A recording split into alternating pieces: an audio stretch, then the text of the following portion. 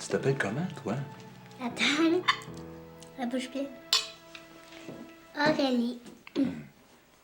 Ben, j'ai fait la connaissance d'Aurélie en allant travailler un soir chez Isabelle. Ben, on avait un plan de marketing à sortir pour un gros client de l'agence, puis ça ne pouvait pas attendre. Aurélie avait l'air d'un ange. Je l'ai trouvée gênée, mais très gentille, très douce. Pourtant, Isabelle me la décrivait comme étant un monstre d'égoïsme, comme son ex. Isabelle, c'est une femme qui est très exigeante et très organisée. Ça m'a surpris de voir son appartement aussi à l'envers. Je me suis dit que ça ne devait pas être facile d'élever un enfant toute seule avec la job qu'elle avait. Bien, les problèmes ont commencé quand je me suis retrouvée toute seule avec ma fille. Aurélie avait 3 ans. Je venais de me séparer. Mon ex était parti vivre à Toronto. Il y a juste sa carrière qui comptait pour lui, tu sais. Et il ne voulait rien savoir de sa fille. De toute façon, lui, il n'a jamais vraiment été attaché à elle, parce que c'est un garçon qui voulait, lui. Moi, bien, de mon côté, je travaillais en publicité, tu sais, des horaires de fou, un patron qui m'en demandait toujours plus. Aurélie était juste de trop dans ma vie à ce moment-là. Tu sais, si j'avais pu la laisser à la garderie 24 heures sur 24, je l'aurais faite. Je courais tout le temps. À la maison, à la garderie, au travail. Ma fille, bien, elle suivait comme elle pouvait. Hein. Je lui donnais pas vraiment le choix. Tu sais, c'était... Je me rendais pas compte que son père, il manquait, cet enfant-là, puis que moi, j'étais en train de la brûler, là. C'est Olivier, un collègue de travail, qui m'a ouvert les yeux. La présence des mauvais traitements n'est pas un nouveau problème dans notre société. On le signale de plus en plus. Les taux de signalement augmentent de plus en plus parce que les gens le reconnaissent de plus en plus.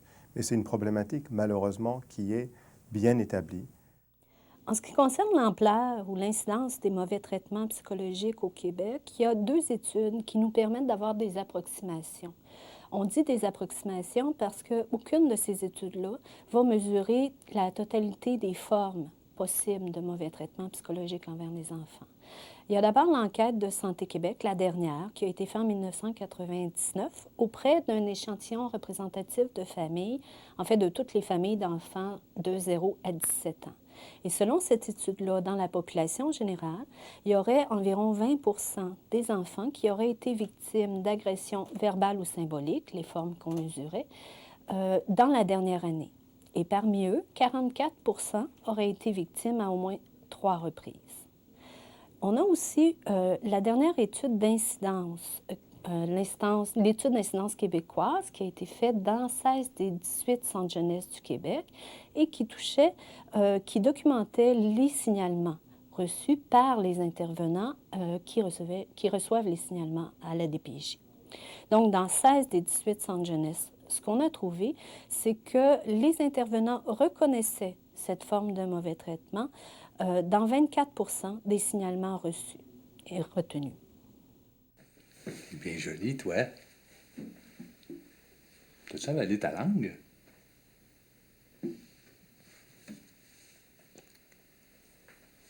Ben, réponds, épaisse. Aurélie, la pomme pourrie. Je te dis, moi, tant qu'avoir un enfant bête de même, là, j'aimerais mieux pas en avoir pas en tout. En attendant, je vais aller chercher du vin. Ah, pas pour moi, Isabelle, hein? Surtout son travail.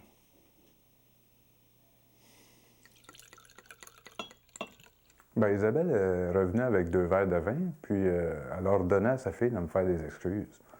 Moi, je voyais pas d'offense là-dedans. Ben, à un moment donné, Aurélie parlait à sa poupée. Elle ne me dérangeait pas, là.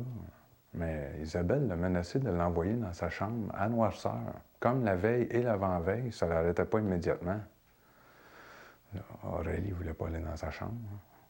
Elle avait bien trop peur du noir. Isabelle, elle se moquait d'elle. Je l'ai trouvée un peu cruelle. Finalement, elle finit par avoir raison de la petite en lui donnant une tape sur les fesses. Hein. Moi, je n'étais pas d'accord là-dedans. Puis j'ai dit. Puis comme pour se donner bonne conscience, elle m'a cité sa mère qui prétendait qu'une bonne tape sur les fesses, ça faisait mal juste à une place, à l'orgueil. Aurélie s'est mise à pleurer en répétant « Je veux mon papa, je veux mon papa ». C'est la goutte qui a fait déborder le vase. Ton père, tu le reverras plus jamais. OK, c'est un lâche puis un chien fini qui pense rien qu'à lui. Il t'aime pas, puis il t'a jamais aimé, c'est-tu clair? Oh, putain, en veux-tu un autre? Ben, j'ai retenu Isabelle. Elle était pour frapper la petite pauvre. Aurélie est partie en courant dans sa chambre. Isabelle était comme hystérique. Elle s'est même lancée tout ce qui lui tombait sous la main, comme ça m'en voulait à moi. Mais j'ai compris que c'était son ex qu'elle en voulait. Elle n'arrêtait pas de le traiter de tout et non. Elle a dû l'aimer, cet homme-là. Ben, ils avaient quand même fait un enfant ensemble. Quand elle s'est calmée, j'ai essayé de la convaincre qu'Aurélie n'avait rien fait de mal. Elle lui reprochait quasiment d'exister. Finalement, elle s'est excusée de s'être emportée, puis c'est là qu'elle m'a avoué qu'elle était obligée de prendre des antidépresseurs pour endurer sa fille. C'est sûr que, généralement, quand on parle de mauvais traitement psychologique envers les enfants, on réfère à un pattern de comportement, c'est-à-dire à une répétition de comportement, ou des fois à un seul comportement, mais dans ce cas-là, qui va être extrême. Et ça va être un pattern, donc une répétition de comportement qui va transmettre à l'enfant le message qui n'est pas aimé, qui n'est pas voulu, qui n'a pas de mérite ou de valeur, ou encore qui est là juste pour répondre à nos besoins à nous. C'est pour ça que nous, ce qu'on privilégie, c'est vraiment d'étudier le contexte plutôt que d'essayer d'observer les actes parentaux qui sont peut-être psychologiquement maltraitants.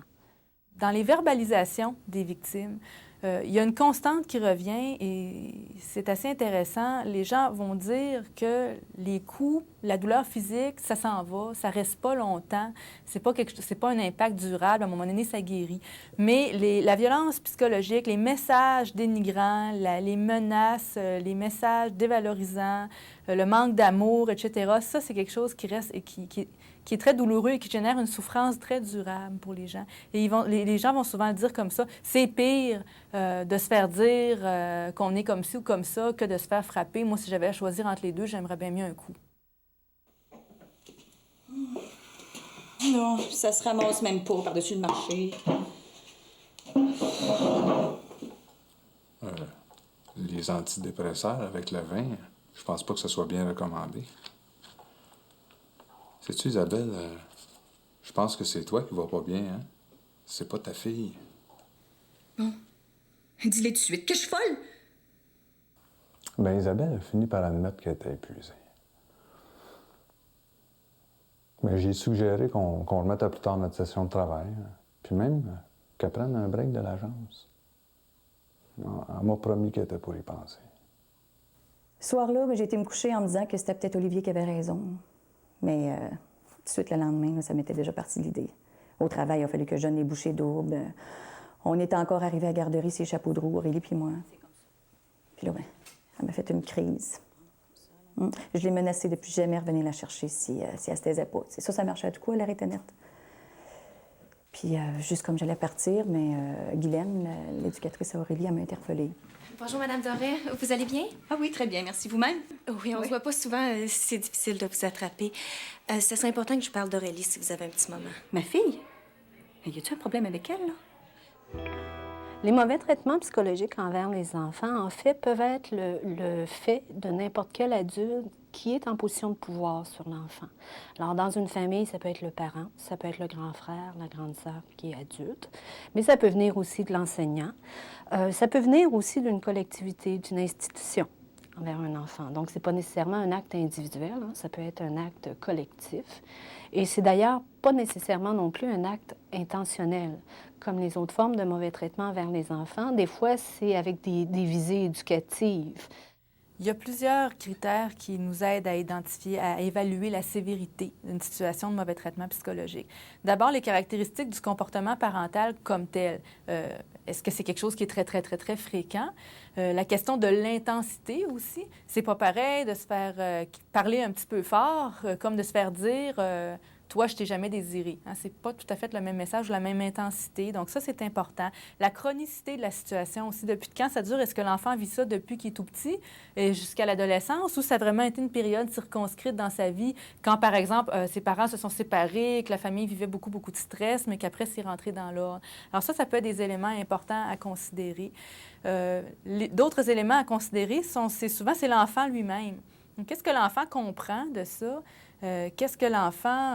Comment l'enfant réagit à ça? Est-ce qu'il est capable d'avoir d'utiliser des stratégies d'adaptation où, par exemple, il va aller chercher de la valorisation ailleurs, où il va créer d'autres liens dans son environnement qui vont compenser pour ça, ou non, ou si c'est un enfant qui vit vraiment ça d'une façon plus difficile. Donc ça aussi, c'est sûr que c'est important. Hey, qu'est-ce que je t'ai dit? Tu comprends jamais rien, espèce de sans-dessin? Toi, Cendrillon, tu n'es pas gentille, ni belle, ni charmante. Moi, je le suis en tout cas. Chez les très jeunes enfants, on retrouve plusieurs types d'abus psychologiques.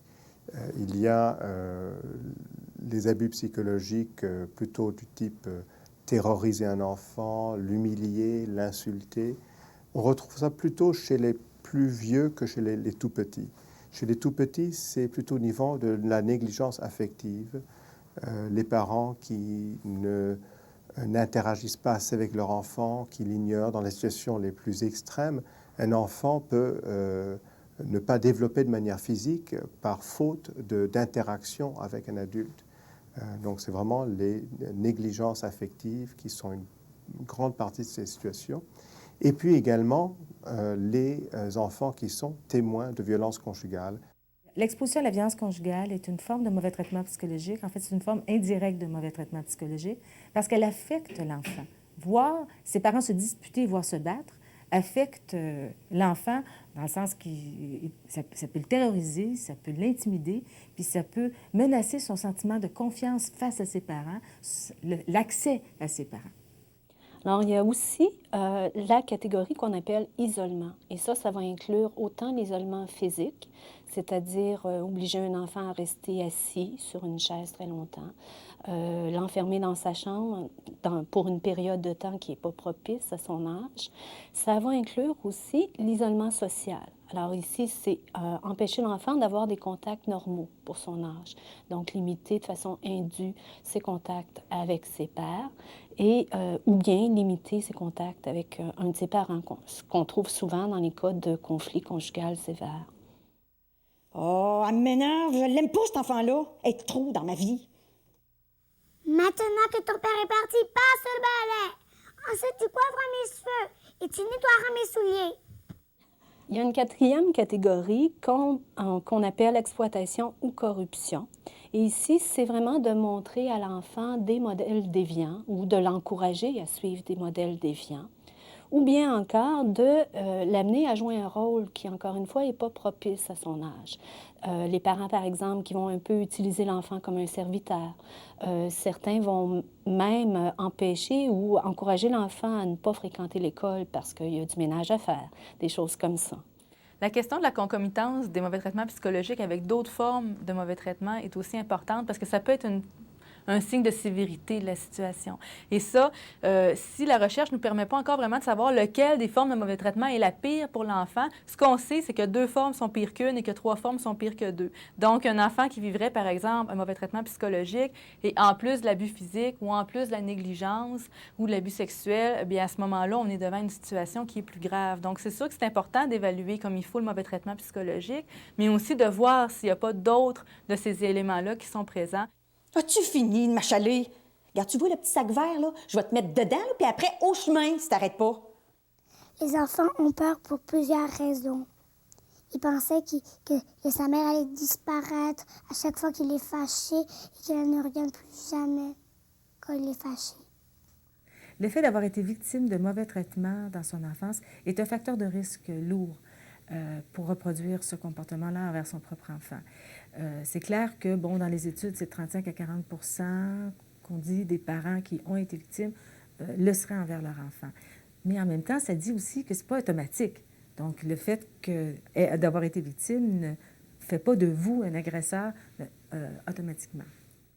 Les parents sont peuvent être particulièrement mis à l'épreuve à certains moments dans leur vie et ça peut les amener à avoir plus tendance à ce moment-là à devenir plus rigides et à utiliser des stratégies éducatives plus coercitives avec leurs enfants.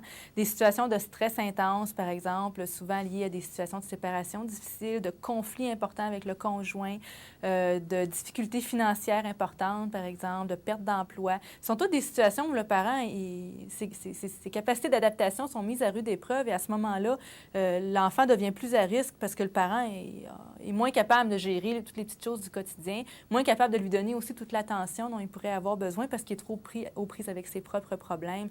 Donc ça peut être des situations à risque pour l'enfant.